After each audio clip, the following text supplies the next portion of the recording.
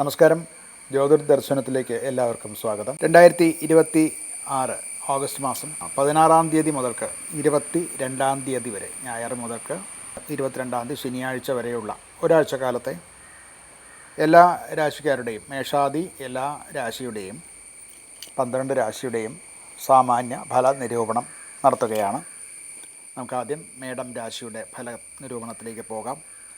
മേടം എന്ന് പറഞ്ഞാൽ ഏരീസ് എന്നാണ് ഇതിന് പറയുക. അശ്വതിയും ഭരണിയും കാർത്തികക്കാല്, അതായത് കാർത്തികയുടെ 1-ാം പാദം ആണ്. ഇവർക്ക് ഈ ആഴ്ച സൂര്യൻ 5-ാം ഭാവത്തിലേക്ക് പ്രവേശിക്കുന്നു. അതുപോലെ 4-ാം ഭാവത്തിൽ വ്യാഴം ഉച്ചത്തിലാണ്.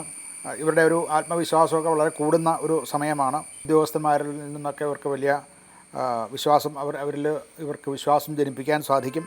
അതുപോലെ പുതിയ ഉത്തരവാദിത്തങ്ങളൊക്കെ ഏറ്റെടുക്കാൻ സാധിക്കും. ഭരണ രംഗത്തോ വിദ്യാഭ്യാസം, അതുപോലെ കല, മാധ്യമം, IT അങ്ങനെയുള്ള മേഖലകളിലൊക്കെ പ്രവർത്തിക്കുന്ന പ്രത്യേക ചില നേട്ടങ്ങളൊക്കെ ഉണ്ടാകാൻ സാധ്യതയുണ്ട്. ബിസിനസ്സുകാർക്ക് പുതിയ പദ്ധതികൾ ആരംഭിക്കാവുന്നതാണ്. എന്നാൽ അവിടെ കണക്ക് സംബന്ധമായിട്ട്, അതായത് അതിൻ്റെ പ്രോജക്റ്റ് ഇവാലുവേഷൻ എന്ന് പറയട്ടെ, അങ്ങനെയുള്ള കാര്യങ്ങൾ ഒന്നുകൂടെ വിലയിരുത്തുന്നത് നന്നായിരിക്കും. എന്തെന്നാൽ അതിൽ ചില കൃത്രിമങ്ങൾ വരാനുള്ള ഒരു സാഹചര്യം കാണുന്നുണ്ട്. അടുത്തത് ധനപരമായിട്ട് പറഞ്ഞാൽ പൊതുവെ മെച്ചപ്പെടും. സ്വത്ത്, വീട് മുതലായിട്ടുള്ള കാര്യങ്ങളൊക്കെ വാങ്ങിക്കാനോ അല്ലെങ്കിൽ അത് സംബന്ധിച്ചുള്ള നിക്ഷേപങ്ങൾ നടത്താനോ ഒക്കെ സാധിക്കുന്ന കാലമാണ്. കുടുംബാവശ്യങ്ങൾക്ക് വേണ്ടിയിട്ട് കുറച്ച് ചിലവുകളുണ്ടാകും. അത് അനാവശ്യ ചിലവും അതിൻ്റെ കൂടെ വരാൻ സാധ്യതയുണ്ട്. അത് കുറച്ചൊന്ന് സൂക്ഷിക്കേണ്ടതാണ്. ചില കുടിശ്ശികകളൊക്കെ തിരിച്ചു കിട്ടാനുള്ളത് കിട്ടും. ആരോഗ്യപരമായിട്ട് പൊതുവെ തൃപ്തികരമാണ്. കുറച്ച് മാനസിക സമ്മർദ്ദവും ഉറക്കക്കുറവും ഒക്കെ ഉണ്ടാകാനുള്ള സാധ്യത കാണുന്നുണ്ട്. കുടുംബപരമായിട്ട് നല്ല ഒരു കുടുംബാന്തരീക്ഷം നിലനിൽക്കും.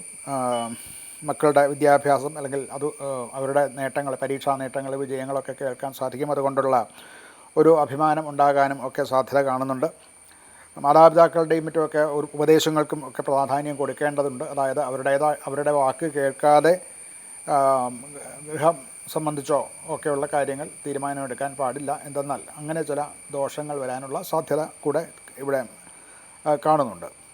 പരിഹാരമായിട്ട് സൂര്യനെ ഭജിക്കുക, അല്ലെങ്കിൽ സൂര്യക്ഷേത്രം ഇല്ലാത്തതുകൊണ്ട് ശിവക്ഷേത്രത്തിൽ പോകുന്നത് നല്ലതാണ്.